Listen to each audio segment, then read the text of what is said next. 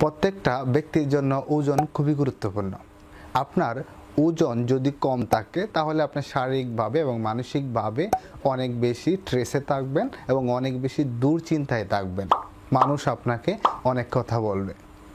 আজকের ভিডিওটা তাদের জন্য যাদের ওজন অনেক বেশি কম, তারা অনেক ওষুধ বা অনেক কিছু খাওয়ার পরেও ওজনটা বাড়ে না, তারা এই ভিডিওটা অবশ্যই কন্টিনিউ করতে পারেন। ওজন বাড়ানোর জন্য কিছু মেডিসিন রয়েছে, যে মেডিসিনগুলো আপনি নিরাপদে খেতে পারবেন, কোনো ক্ষতি করবে না লিভার বা কিডনিতে।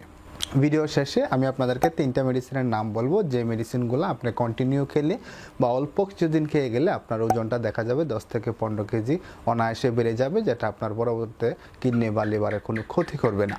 ওজন বাড়ানোর জন্য ওষুধের পাশাপাশি আরও কিছু কাজ আমাদেরকে কন্টিনিউ করতে হবে। শুধু আপনি ওষুধ খেয়ে গেলেন, ওষুধই কিন্তু আপনার ওজনটা বৃদ্ধি করবে না। যেমন কিছু সেভ ওষুধ রয়েছে যেগুলো আপনার কিডনি বা হার্টের ক্ষতি করবে না। ভিডিও শেষে আমি আপনাদেরকে কিছু সেভ মেডিসিন রয়েছে, কিছু সেভ ওষুধ রয়েছে যেটা আপনাকে নিরাপদে মোটা করবে, সেই ওষুধের নামগুলো বলে দেওয়ার চেষ্টা করব।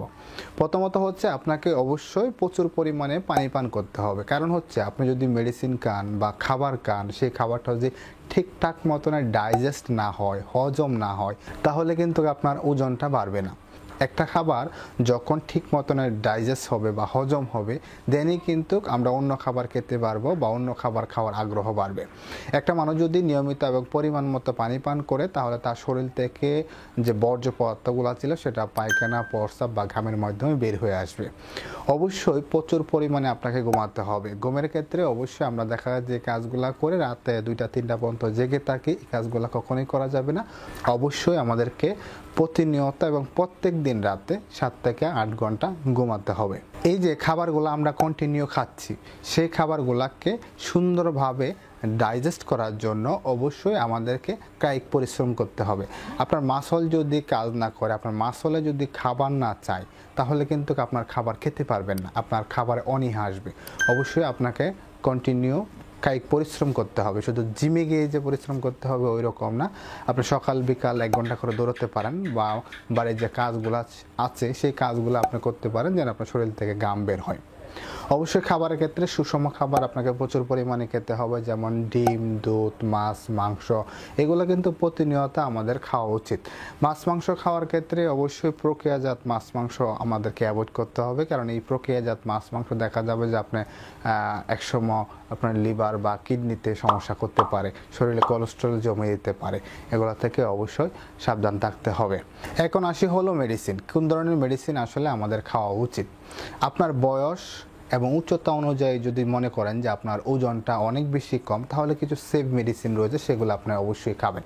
যেমন হচ্ছে মাল্টিভিটামিন। বাজারে মাল্টিভিটামিনের ক্ষেত্রে ব্যাক্সটাম গোল্ড, ফিলোয়েল গোল্ড প্রত্যেকদিন একটা করে 2 মাস অথবা 1 মাস কন্টিনিউ খেয়ে যেতে পারেন।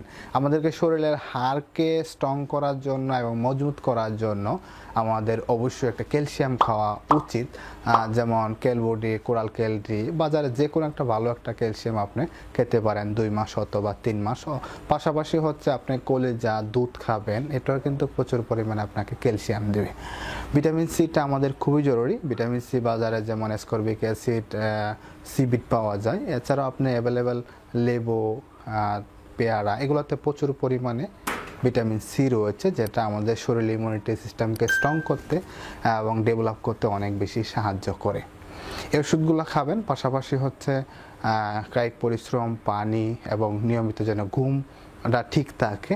অবশ্যই আপনাকে স্ট্রেস ফ্রি থাকতে হবে। আপনি যদি অনেক বেশি দুশ্চিন্তায় থাকেন এটা নিয়ে, যেমন স্বাস্থ্য হচ্ছে না, হবে কি না, হওয়া উচিত কি না, এগুলো কিন্তু আপনাকে অনেক বেশি মানসিকভাবে ভেঙে দিবে। সো অবশ্যই যে মেডিসিনের কথা বললাম, সেই মেডিসিনগুলো খাওয়ার আগে একজন ডক্টরের সাথে একটু পরামর্শ করে নেবেন, কারণ এগুলো একটু ডোসের একটা ব্যাপার রয়েছে, বয়সের ব্যাপার রয়েছে। একটু পরামর্শ করে খেলে আপনার জন্য খুব ভালো হবে এবং এই ওষুধগুলো কিন্তু আপনি সেফলি খেতে পারেন, কোনো ক্ষতি করবে না।